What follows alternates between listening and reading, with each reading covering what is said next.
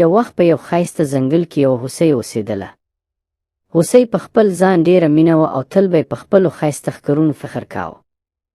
کله به چې سیند ته لاړه او په اوبو کې به یې خپل ځان ولید نو ویل به یې: واه واه، زما ښکرونه څومره ښایسته دي لکه د ونې څانګې، خو زما دا هپې څومره نري او بدرنګه دي، کاش چې هپې مې هم د ښکرونو غوندې ښایسته وې.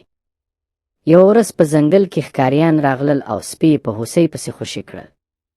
هوسۍ له ویرې نه منډه کړه.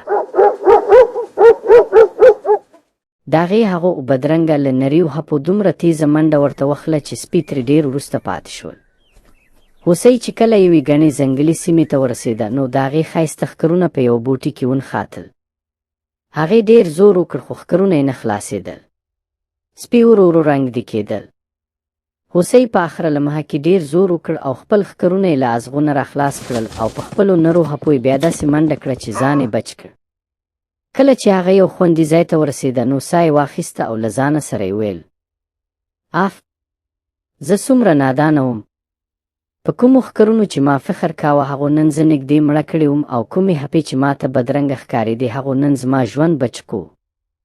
د کیسې درس: کوم شی چې تا ته به کارو هکارې هماغه ستا په کار راځي، او کوم چې پرې ناز کوي هماغه کله کله تا په مصیبت کې اچوي. اصلي قدر په عقل کار او عمل کې وینه په څېره کې.